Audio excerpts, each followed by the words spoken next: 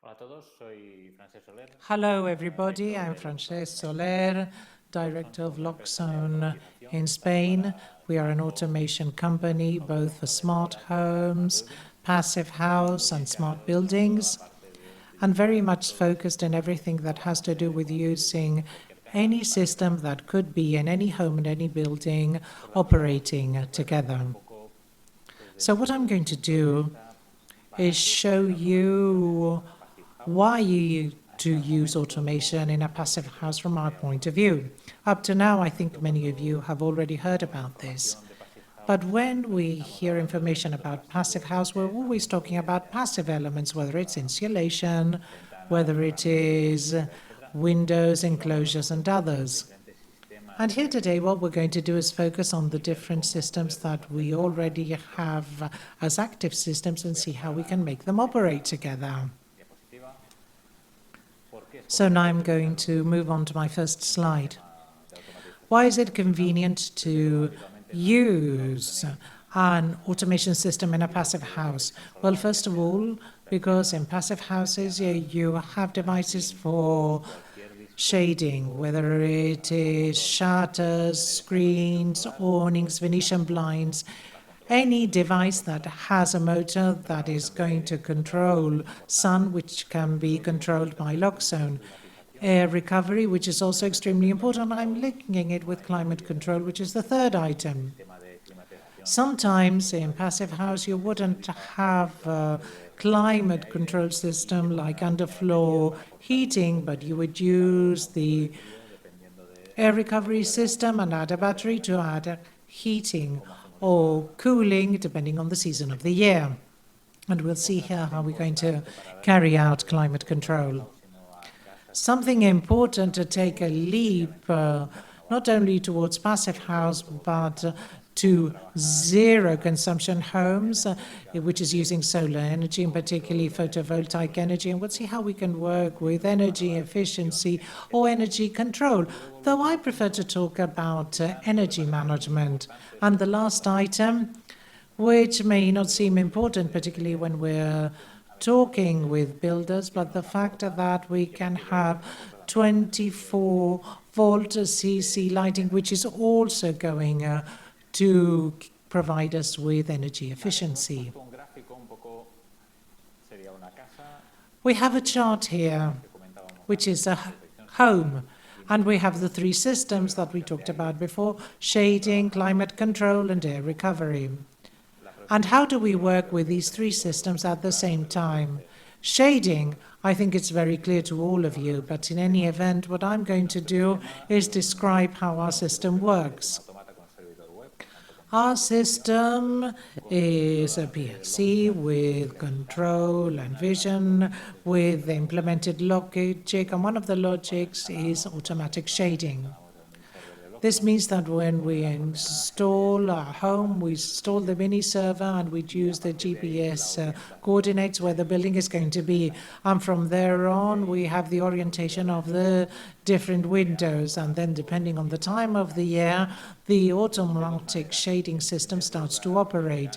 And it works two ways. Firstly, during the summer, to avoid the heating getting in the building, and we think that every square meter of glass in our home, when the sun lights on it, is going to provide 1 kilowatt of energy to our home.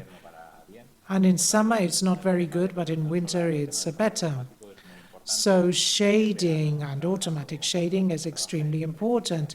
In summer, when the home is trying to avoid the import of heat by using refrigeration, and in winter when we're using the heating so that the heat can get into the house. We also think that our system doesn't let all the heat come in. We have our setting temperature established, and when the temperature is above certain degrees, then we are interested in having automatic shading as if it were in summer, because otherwise we would be heating too much the interior of the home. So this is part of the system already. From there on, we have climate control, whether it is the additional battery to air recovery or whether it is underfloor heating or any type of climate control or system, because we have an air thermal system, we can communicate with it and make it work jointly with the shading system. But what is even more important, to work jointly with the air recovery system. So, for example, now we are having temperatures that around noon, early afternoon can be 33 degrees. In the morning it was 19 degrees.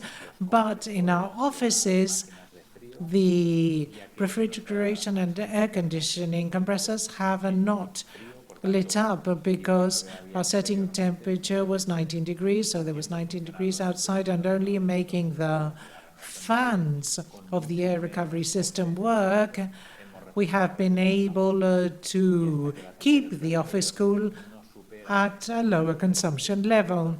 And until the setting temperature is not reached, our machinery and equipment will not start operating. Everything I have explained with you doesn't mean that we have to be thinking about it all. The system, the automatic system, knows how to do it. The system knows whether we're at home or not and how to make the shading system, climate control system, and air recovery system work together. So from there on, imagine the level of energy efficiency.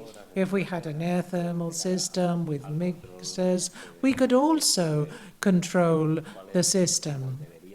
And we would also know which is the impulsion temperature, not only because of the indoor temperature, but also outside, because it also takes into account the square meterage of the building, doing it in a very precise and calculated way.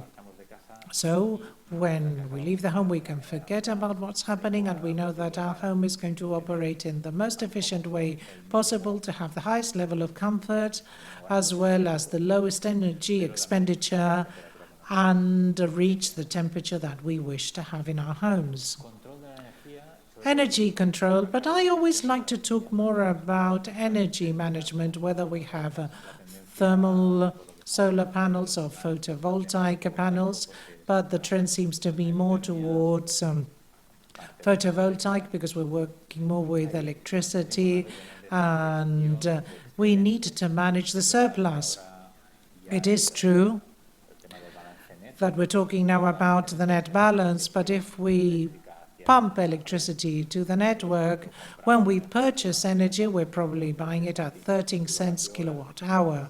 But when we pump it into the grid, it's only going to pay us 5 cents kilowatt hour, according to my latest information. So we're far more interested in managing the surplus we have.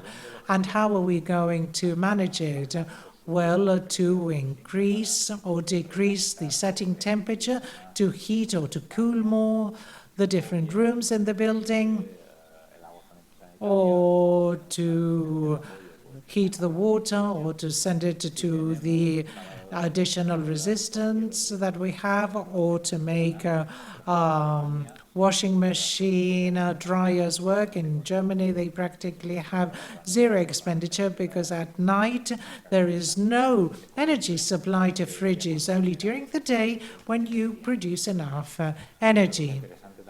Something that's also interesting is that if you have a car charger and if you go home at lunchtime, you're going to use all that self-generated energy for the car charger, charging much faster our car, and at night to make the lowest expenditure possible. And the third element is to have information about the system.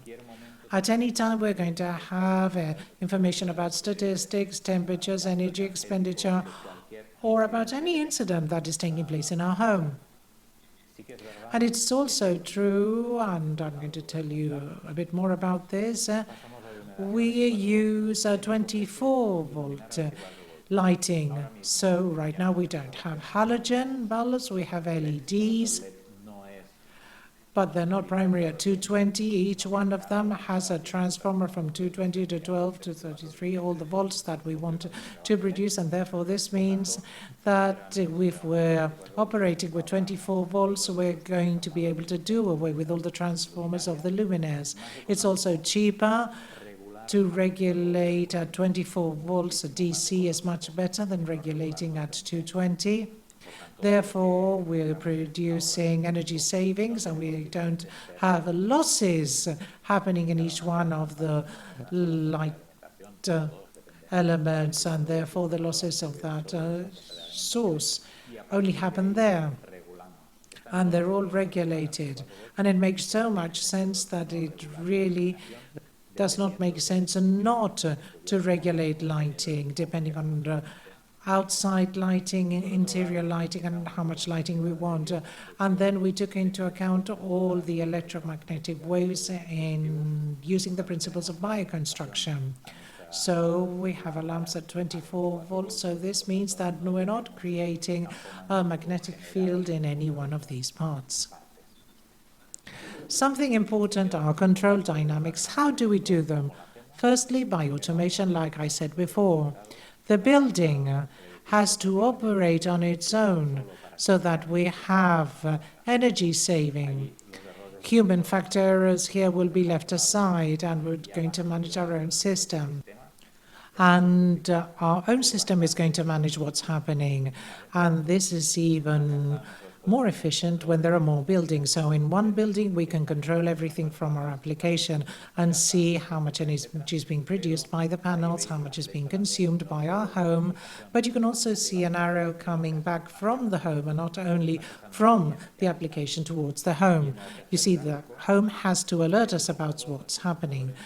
And in our pusher buttons, we see that they work with 24 volts DC.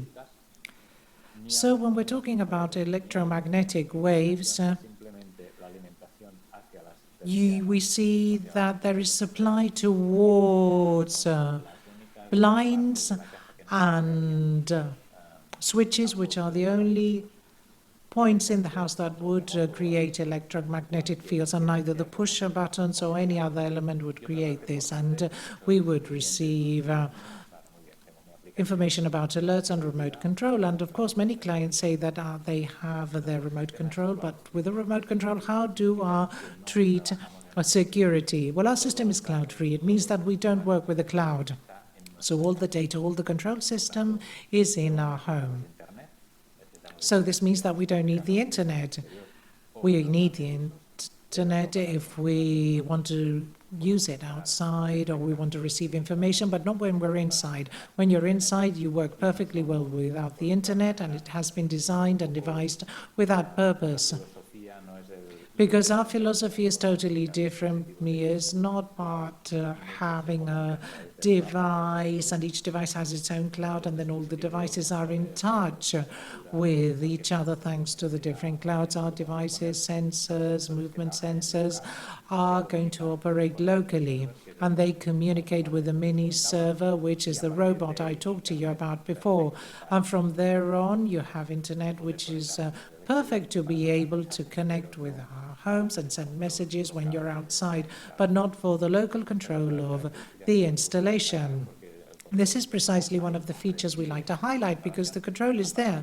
It resides in our installation. So if we have internet, it's perfect. It's ideal to receive those alerts, but all the data or charts, operation, or of any incidents stay locally. So I get home and I connect myself to the local network and I see the incidents that have happened if I haven't had an internet connection until then.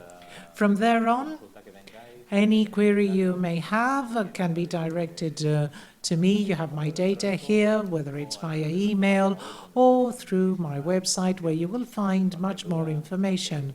Please, if you have any queries, do submit them to us. I do hope that you have found my presentation interesting, and I hope we meet again soon. Thank you.